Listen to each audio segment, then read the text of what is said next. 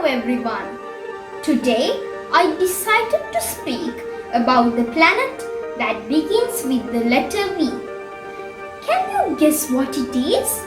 I'll give you a small clue. This is the hottest planet in our own solar system. That's Venus. Venus. Venus's name was retrieved from the ancient Roman goddess of love and beauty. It is the third brightest object after the sun and the moon. Venus is considered as the second closest planet to the sun and the second largest planet of the inner rocky planets. Its orbit makes it 107.5 million kilometers away. Venus shines like a star in the night sky because its atmosphere reflects sunlight amazingly well. Did you know?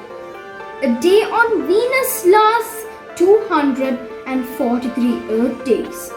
A day on Earth is just 23.93 hours. So, can you imagine how long a day of Venus is? Its year is shorter than the day. The year is 224.7 Earth days. As Venus rotates backwards, the Sun comes up twice during the planet's yearly orbit. It comes from the west, but not from the east.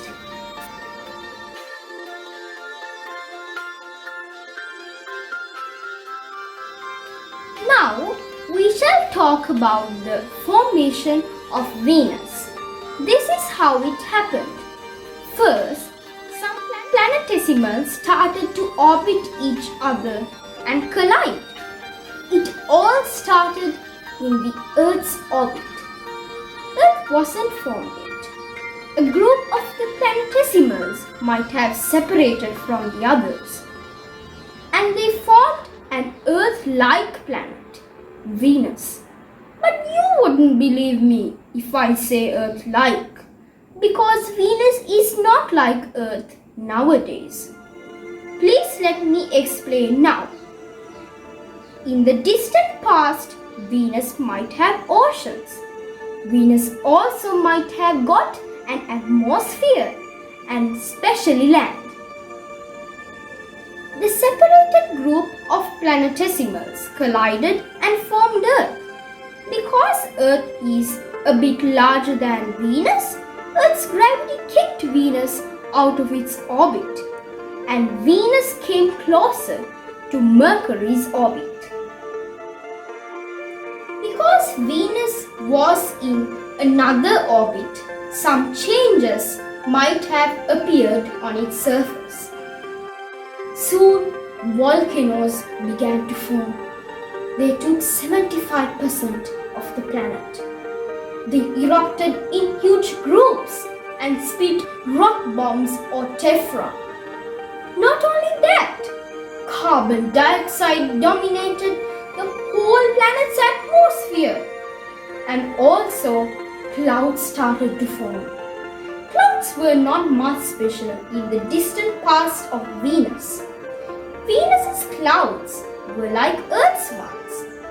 But as Earth's gravity kicked Venus out of its orbit, clouds filled with carbon dioxide started to form because of volcanic activity.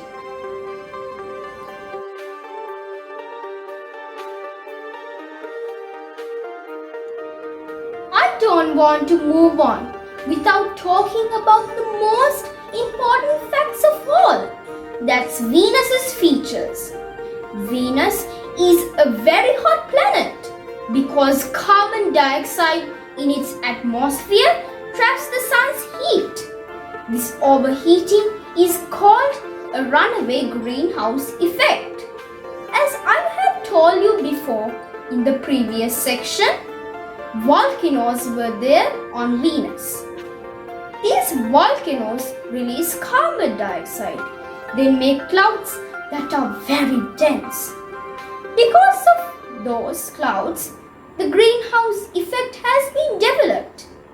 And like on Earth, rain is occurring on Venus. Venus's raindrops doesn't contain water, but it contains sulfuric acid. If this acid falls on your spacesuit, it will start to burn. Hence, you will happen to wear spacesuits made from heat-proof material. Let's go back to the clouds. Venus's atmosphere is the thickest one in the solar system because these clouds are very dense. Even if you are brave enough to pass through these clouds, you cannot. They are too dense, and lightning flashes often touch the mountains. In 1975, the Russian Venera 9 probe confirmed that there were lightning flashes on Venus. Venus's surface is very hot, but the Mercury's surface is also hot. Venus is the record holder. Its surface is over 175,700,000 square miles and reaches 475 degrees Celsius in heat. Did you know what happened to the Russian Venera series?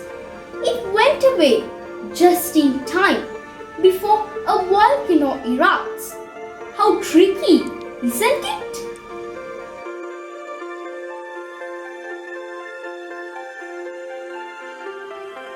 Oh, it's time for us to discuss about the layers of Venus. Venus has 4 layers. They are the crust, the mantle, the outer and the inner cores. The crust is made of silicate rock. The mantle is made mostly of basalt. The outer core is made of liquid iron and nickel, and the inner core is made of dense solid iron and nickel.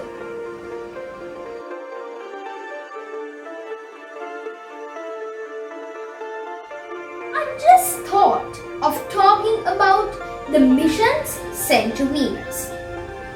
After several US and USSR failures, the first craft to reach another planet, that's Venus, was Mariner 2. In 1966, Venera 3 became the first craft to reach another planet before it crash landed. In 1970, Venera 7 landed harder than it should have done, but still managed to send the first radio signals from Venus. The US Magellan probe used radar or bouncing radio signals to see through the thick clouds between 1989 and 1994. Europe's Venus Express probe went into Venus's orbit in 2006.